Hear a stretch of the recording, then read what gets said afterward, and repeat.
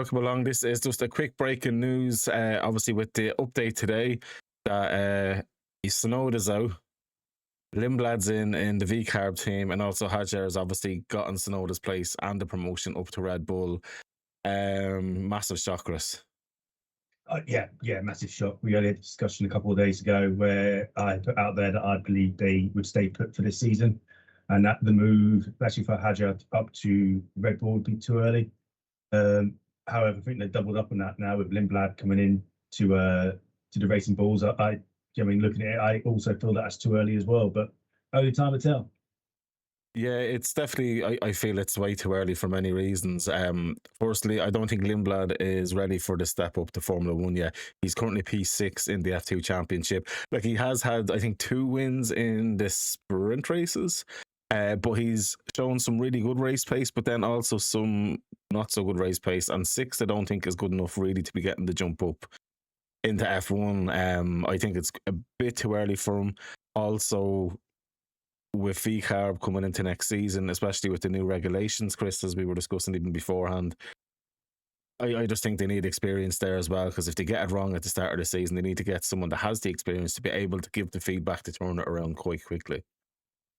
Yeah. I mean, his results in the F2 really haven't been consistent all season. No. They're very much up and down. Yes, he's shown glimpses of quality, but again, he's gone from Formula 3 up to Formula 2 and then straight into Formula 1. He's taking the main seat, but he's moved up every year. By the looks of it, from 23, 24, and then 25, going into 26 now. He looks like he's being fast tracked through the ranks, and yes, he may have the ability, but I think that needs nurturing a little bit more, and just giving him time to breathe and grow. Yeah, it's more shocking that Tsunoda's now without a seat. Now, obviously, I did state that I'd expect to see him going to Aston Martin, and I really feel now this is kind of that statement that if he's going to be a reserve driver next year for Red Bull, I do see that change happening sooner rather than later. Be it even Alonso might decide to retire after next year, depending on how the car is, or Stroll finally gets the sack. But either way, I'm absolutely shocked that Tsunoda won't have a drive, because I honestly feel he deserves a drive, Chris. As you even stated, you know, he's been on par and beaten most of his teammates in the last few years. Obviously, against Max, what can you expect? It is what it is. Yeah. Over at the RB team, he has beaten most of his drivers, most of his co-drivers in the last few years, and I think he's really shown his quality. I mean, I wasn't a big fan of Tsunoda in the early years, but I think what's happened, he's really matured as time's come along. For me, I think he's proved me wrong, where I was always sort of, Tsunoda's not good enough. Now I sort of flipped that, and I think actually he has been good enough. I think he's a known quantity within that team. And no, it's not worked out at the Red Bull main team, but I don't think anyone else bar Max would have made that work. Yeah. And if you wanted to move him out of that seat, I very much feel like he deserved the RB seat, because he was, again, leading in that car at the beginning of the season when he was in it. Yeah. I'm also surprised, though, right? If Red Bull wanted to go with a fresh driver in the RB team, while they mightn't even have to dip into their own driver program, you'd Florinelli, Browning, Bashir, Crawford, Dunn, but also actually today announced as well the F2 champion, I'm going to ruin his name, Fornaroli. He's an Italian driver. He won the championship, actually signed under the McLaren driver program now. That was announced there 10 hours ago as well, which is another bit of breaking news. But I'm just surprised they didn't look elsewhere if they really wanted to go down the road of a fresh driver into the RB team. I just don't feel Red Bull at the minute have enough talent coming through their own driver programs. And I feel their driver programs is slightly flawed in a way. Yeah, well, I think part of that is that I think they acknowledge they've maybe not utilised their driver program over the last few years, and they have brought in from the outside. I think this is a sign of them trying to go back to how it was and utilising their poor drivers. But for me, I just don't think this season was the right time to be doing that. Auto shutdown initiated. Over Lawson. I think his performance has been very up and down. Hajar, I think, has been great, but again, it's his first season in F1. Yeah. And like saying, if you wanted to make that move, which again, I still don't agree with Hajar in the Red Bull seat, but again, might be proved wrong. For me, I would put Tsunoda straight back into it, because he was performing in that seat, and I would have given him another season at least. Yeah. Yeah, no, it's absolutely crazy. I'm shocked is the best way to put it, Chris. Yeah, 100%. I mean, a bit like you're saying, it wouldn't surprise me if he headed up to Aston Martin. But again, there's the rumours about the clerk maybe going there, so that may block his path. But if there was a team there where possible 2 seats might come available in the near future, it could be Aston Martin. Alonso's at the end of his career, and for me, Stroll isn't good enough. It just depends how serious do Aston Martin want to take this.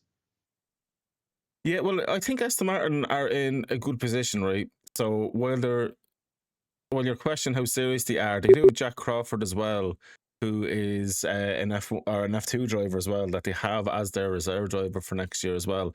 He's also quite a decent driver as well, and could be quite a good option as well coming into the next few years if they don't go for the likes of Tsunoda and keep, for whatever reason, Stroll on. Yeah, but my point behind it is if you're keeping Stroll in his seat, no matter how he performs, how serious are you taking it? It's all right you bringing in all the best people around you. It's all right you having the wind tunnels and the engines and the branding.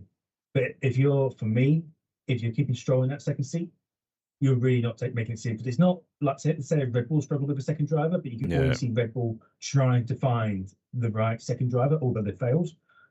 Aston Martin, for me, no matter how much Stroll struggles in that car, are just not obviously going to remove him, and so therefore they're only ever going to compete with one driver. I feel they should have got rid of Lance 3, maybe 4 years ago. And I'm not against Lance as a driver. We've discussed this obviously in the first episode there. He done well in Williams. I just don't think he's the caliber of a driver that's going to help a team. Like as I was saying as well, like could you imagine if they had a championship fighting car next year? They're not going to win the constructors with him driving. No, and this is my point. I go back to what I'm saying. How serious do you want to be? How serious do you want to take it? But if there is a seat where 2 possible seats will come up in the near future, Alonso at some point is going to retire. For me, Lance Stroll's not good enough. If you could possibly replace that with a Tsunoda and a Leclerc, you suddenly got a very strong pairing. I honestly don't see it happening now. Like in terms that I say it's going to be another 2 years at least before they decide to get rid of Stroll, which is unfortunate. And you should never have family with business, because like Lawrence Stroll is a massively amazing businessman, and look what he's after doing with even the facilities of Aston Martin. You know, like it should be by all means up there. Yeah. Oh yeah. But look, for me, when you look at Lawrence Stroll as a businessman, really, really successful. His son, as you can fully understand, his son is his blind spot. And with all his success, he's just not seeing that. He wants that team to be successful, be at the top. His son isn't the right driver. No. That's crazy. I'm just trying to think though, in terms of next season, with the way things are now, I know for a fact Isaac Hadjar is going to do a great job. No matter the car, he's going to give the best performance that he's going to be able to give. I do feel though, you know, looking over though for Red Bull, or sorry, for RB, should I say, Lindblad, I hope he proves us wrong, Chris, but I'm just not optimistic. He's a good driver. It's not that he doesn't have the capability. I just think it's too early. He may come good. And like I said, we may be sitting here end of next season going, oh, wow, what a performance he's put in. But from what we see and the results he's getting, is yes, he's got talent. Yes, he's got pace and speed. No, he's got nowhere near the consistency. And I think the experience as well, the way he's been fast-tracked through the ranks, I think he just needs a bit more time to go and learn your craft a little bit more, go and learn that consistency, and then come through. What I will say is that there's the unique driver like Max who came up extremely early. He was, 16, 17 getting to see in Toro Rosso that time. But that's an exceptional talent. And Lindblad hasn't shown exceptional talent like the way Max has or someone else. I suppose I haven't mentioned much on Isaac Hadjar because I truly believe, as I said in the podcast on the Monday episode there, that literally I do believe he deserves it. I think he's definitely more than good enough and capable enough to do it. So yeah, I suppose that's why I'm more focused on the Lindblad thing, because that for me is madness over Tsunoda. Yeah. I think a lot of people are going to be shocked over this move. There may be some people standing and disagree with us, which is they're more in their rights to agree or disagree with our opinions. But I just feel Hadjar should have stayed put. I feel like all 4 should have stayed put next season. But if you needed to make the move to Hadja up to Red Bull, I would have put Tsunoda straight into the RB with a known quantity, with someone who's performed within that team, who knows the team, who would have bedded straight back in. And in an era of a new car, you know who you got as a driver and what they're going to bring to the table. 100%. And like, I'm just even looking over Lindblad's whole season in F2, like for this season. I just don't see what has impressed Red Bull to give him the push up. Like, there's nothing there that really impresses me. Like, he got a first and a fifth in Monaco, and the first was in the sprint race, and then Barcelona he got another first in the sprint race, but then he was 27th in the main race. And like, he's had 1, 2, 3 weekends where he's not scored at all. That was in Melbourne, in Sepang, and then Spa. And he's not scored points in an awful lot. Like, I just don't understand that there's no consistency. Like, if you look there, if you have the standings up for F2, if you look at like even the championship winner for Fornaroli, literally super consistent points finishes. He'd 1, 2, 3 DNFs or 3 not scores all year, and that's 2 races per race, by the way. So like, consistency there has been massive for him, where it's been 4 seconds, 12ths, all getting points in from. While then, like, Crawford had just like a really weak start to the year, but then got super consistent. I'm very confused by it. There was other drivers there that they could have went for outside of their actual, I suppose, their own driver program. But then again, do you hire for outside your driver program and show that there's that weakness there? Yeah, like I said, we talked about this. I think they're trying to go back to their driver program and start bringing people through. But again, I feel like it's now being rushed. I think what we're seeing is with Lindblad is glimpses of brilliance, but he's still very raw. Yeah, let's see. Obviously, they might know something we don't know, you know, that kind of way as well. He could be doing an awful lot of run on the Sims and doing amazing in the background as well. We don't know. But yeah, for me, that was shocking news when I in work seeing that being announced. So we had to come on and discuss that really quick. The minute I seen it, I messaged you on your Chris. I was like, did you see it? Well, they got all the data, haven't they? And clearly they get the data, they look at the data and go, Joe, what, he's got what we're looking for. But look, it got announced. He dropped us a message. We've jumped on. Yeah, let's see. New car, new era, new driver. Yeah. Let's see what next year brings. Yeah, absolutely. And I think we'll leave it there. I suppose I'm going to ask anyone who does get to watch this, just drop a comment and let us know what you actually think of this as well. And do we have different opinions to us, Chris? It's always good to hear what everyone else thinks as well. We want people involved.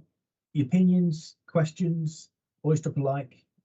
You know, it's always nice to know what other people are thinking and their point of view. Do they agree or disagree with what we have to say? Absolutely. And I think episode 2 is most likely going to be about F1 again. So I do apologize, because it's going to be obviously the season finale, as you were saying. But then after that, we'll expand out.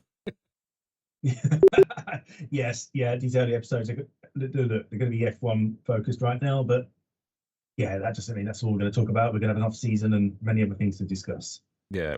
But I think the one thing I'd love to discuss with you as well is both of us have run leagues. Your league is still going in terms of sim racing, and actually discuss how it runs and experience and stuff like that. I think that'd be quite interesting for anyone who is a sim racer as well, because there's an awful lot that's involved in it. And we can have dedicated sim racing discussions, can't we, where people know what they're coming in to listen to. And look, we've done it for a long time now, and we've got many things to say about it. So what I won't do is touch on it now, but we'll dig into it at a later date. Absolutely. Look, we're not going to take up too much more of your time, guys. Thanks for popping by and watching this quick talk over the news today. And yeah. Thank you for popping in. Yeah. Take care, guys.